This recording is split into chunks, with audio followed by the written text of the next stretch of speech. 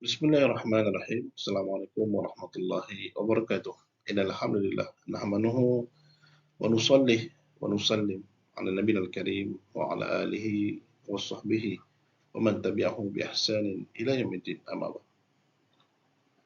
Alhamdulillah, bersyukur kita kepada Allah Subhanahu wa taala. Iqra bismi rabbikal ladzi khalaq alladzi 'allama bil qalam 'allamal insana ma lam ya'lam. Allah jadikan Iqra bismi rabbikal ladzi khalaq.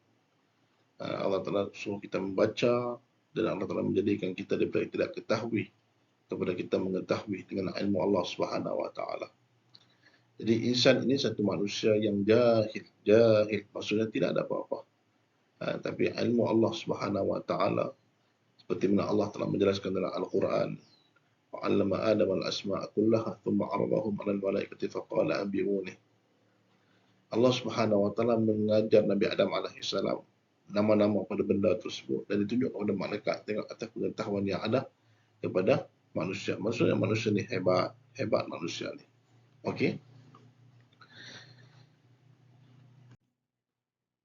Kita menjelaskan bahagian kedua ni, menjelaskan kefahaman mengenai asal usul hakikat insan, menjelaskan hakikat sifat insan itu sendiri, menghuraikan konsep insan sejahtera dan menganalisis konsep insan sejahtera untuk mendapati cabaran dalam kehidupan. Jadi konsep insan ini menjelaskan kefahaman mengenai asal usul yang kita akan nak bincang ni. Seperti yang kita sebutkan tadi ni, hakikatnya, konsep insan dan konsep insan sejahtera.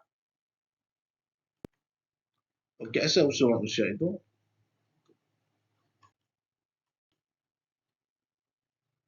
seseorang yang sejahtera itu haruslah berkebolehan berdaya saing dengan cara yang baik.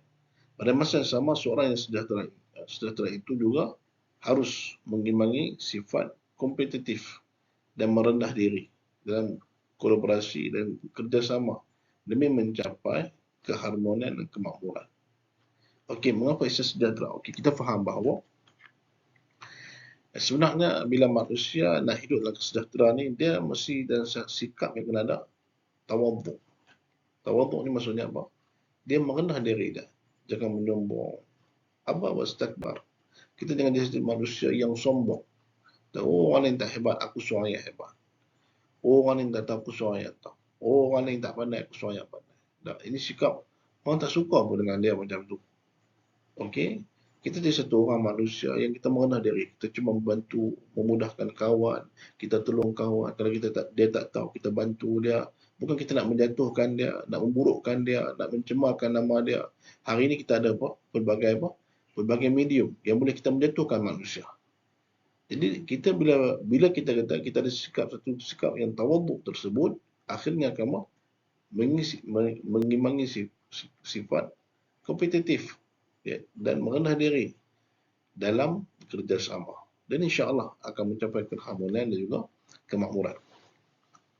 Kemudian kita sebut di sini ke arah melahirkan insan sejahtera. Yang pertama sekali, awal syai' yang pertama sekali, matlamat pembangunan insan adalah untuk melahirkan insan yang seimbang dan harmonis meliputi aspek zahir dan juga batin, iaitu jasad dan juga ruh. Ini yang pertama sekali. Yang kedua, membangunkan insan itu dengan sifatan jeri, jasmani, emosi, rohani dan intelek. Ini perkara penting ni. Empat benda ni, jasmani, emosi, rohani dan juga intelek. Maksudnya apa? Kita boleh simpulkan ada tiga benda. Kita sebut jasmani, jasad, akal dan juga ilmu. Manusia itu sendiri, manusia, akal dan juga ilmu. Jadi ketiga benda tadi ni, kalau kita dikombinkan akan jadi satu perkara yang baik. Kemudian kita kata apa? Matlamat melahirkan insan beradab, yang sedar, akan bertanggungjawab kepada Tuhannya yang sebenar, layak disembah, yang memahami dan melaksanakan tanggungjawab kepada diri sendiri dan kepada masyarakat yang adil dan sentiasa berusaha memperbaiki dirinya ke tahap yang lebih sempurna sebagai insan beradab. Okey. Jasmani, insan yang seimbang dan harmoni. Jasmani, rohani, emosi dan intelek. Ini konsep falsafah pendidikan kebangsaan.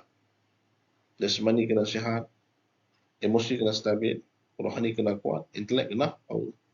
Ini akan menjadi manusia yang hebat. Okey, insan kamil, insan yang sempurna itu secara umum bermaksud manusia yang mencapai kesempurnaan dalam hidupnya. Dia sebut sempurna ni, dia tak boleh dikatakan ada rumah, ada kereta, ada tempat tinggal, ada pekerjaan tu sempurna. Sempurna ni, dia juga merangkumi kerohanian dia juga. Ada keseluruhannya tapi tidak beriman pada Allah Subhanahu Wa Taala. Tak semayang, tak berpuasa, tak mengeluarkan zakat. Maksudnya apa? Dia tak menjadi seorang manusia yang taat kepada perintah Allah. Yang menciptanya pun tidak sempurna. Maka kamil ini merangkumi rohani dan jasmani. Seorang yang anggap sempurna dalam hidupnya apabila penuh kriteria sifat-sifat dan akhlak yang mulia. Jadi kita sebut kalau dia pun sempurna kehidupan dia, jasmani dia pun sempurna, tapi akal dia tak sempurna pun tak apa, tak pakai agak. Tapi nak bagi tahu kita kesempurnaan tu untuk merangkumi keempat-empat yang kita sebut tadi ni. Ciri itu. Nabi Muhammad sallallahu alaihi wasallam adalah insan yang kamil, yang telah mencapai darjat kesempurnaan akhlak, menjadi contoh keteladanan buat sekalian umat manusia. Sebab apa Allah telah jadikan Nabi Adam alaihissalam satu manusia yang kamil? Sebab ini menunjukkan bahawa satu orang yang diutuskan oleh Allah Subhanahu Wa Taala, Allah menjaga keaibannya, kecakatannya, yang boleh menyebabkan hilangnya kepercayaan manusia itu kepada seorang Rasul yang diutuskan oleh Allah Subhanahu Wa Taala. Okey, dan surah Al-Qalam, dan semuanya engkau yang benar-benar mempunyai akhlak yang mulia. Pembinaan insan sejahtera, kedudukan manusia dalam Al-Quran. Jadi manusia yang termulia, manusia yang diberi manusia yang paling indah,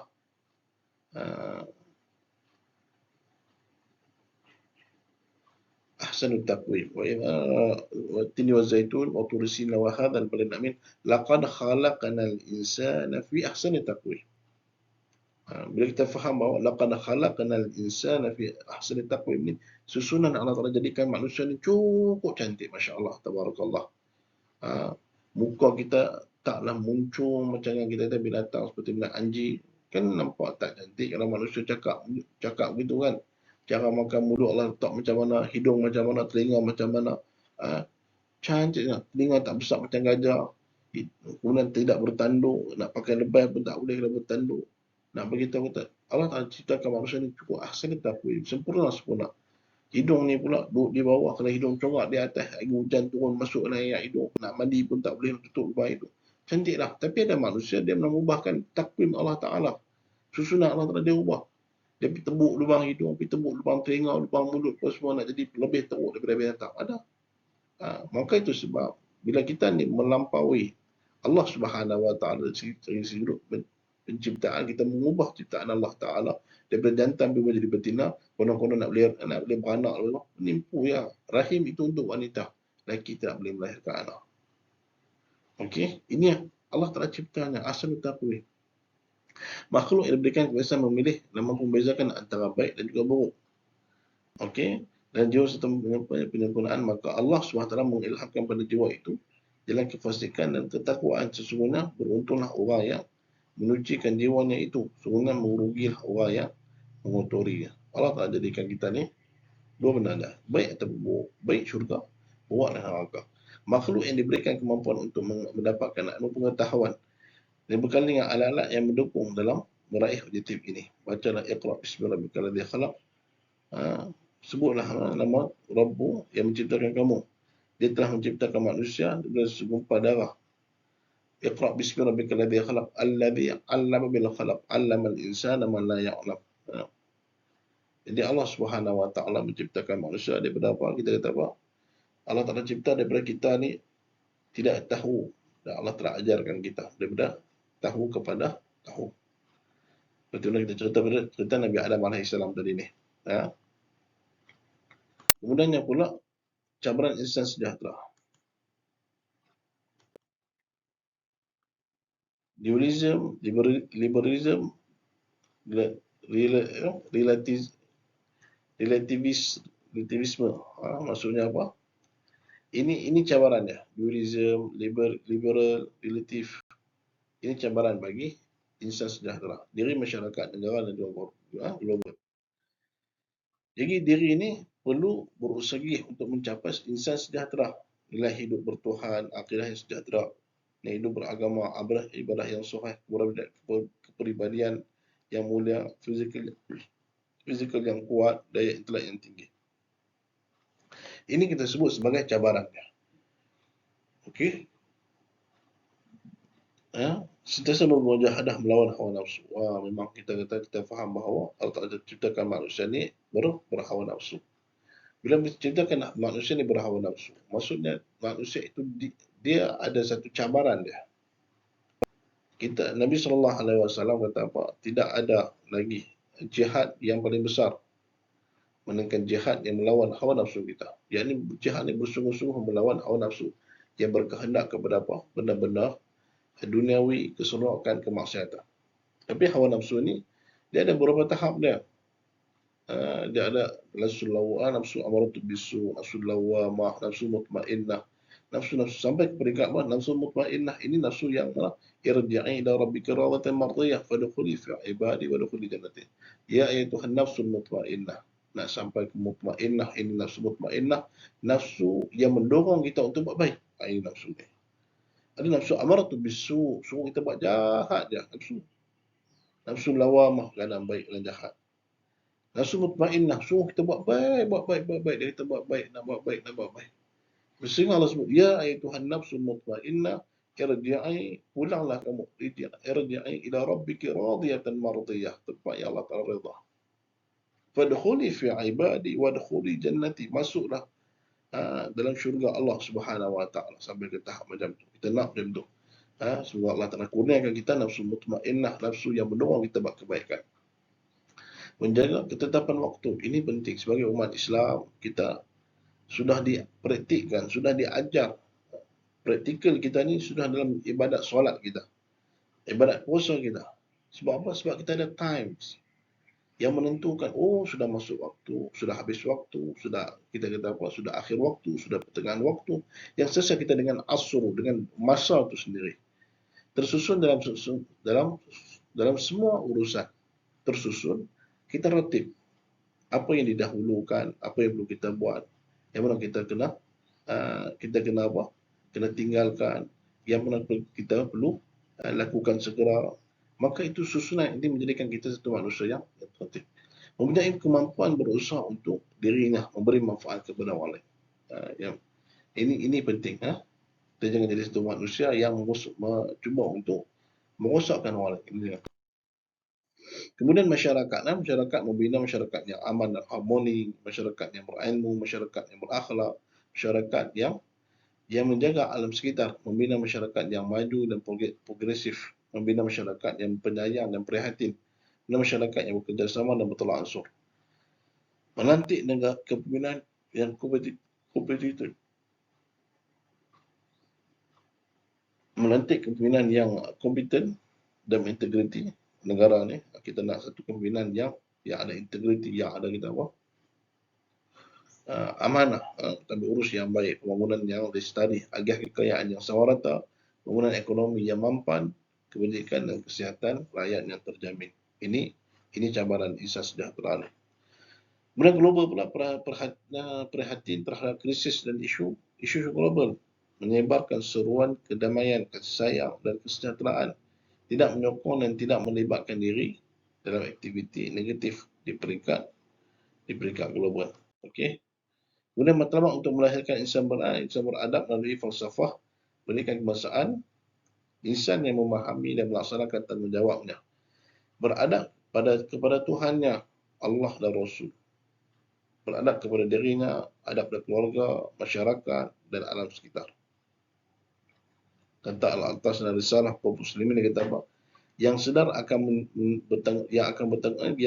akan tanggungjawabnya kepada Allah Subhanahu Wa Ta'ala sebagai Tuhan yang sebenarnya disembah, yang memahami dan melaksanakan tanggungjawab kepada diri sendiri, kepada masyarakat, yang adil, yang sentiasa berusaha memperbaiki setiap aspek dirinya ke tahap yang lebih sempurna sebagai insan yang beradab. Insan adab.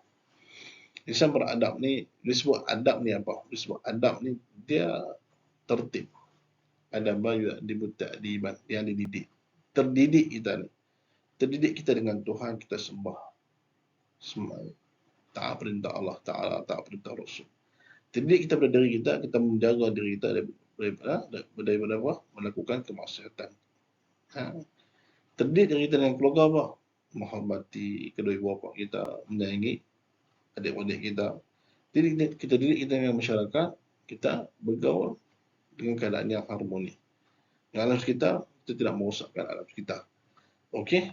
Kemudian yang pula, okey, terima kasih. Maka itulah yang kita sebut sebagai apa?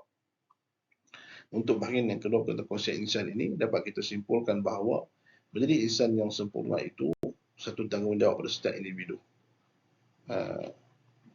Dan kecabaran itu, kita faham cabaran masyarakat, negara dan global. Maka kita jaga dengan permulaan dan dengan diri kita, maka secara tidak langsung masyarakat, negara dan global akan juga terjaga dengan sifat kemanusiaan ataupun insani.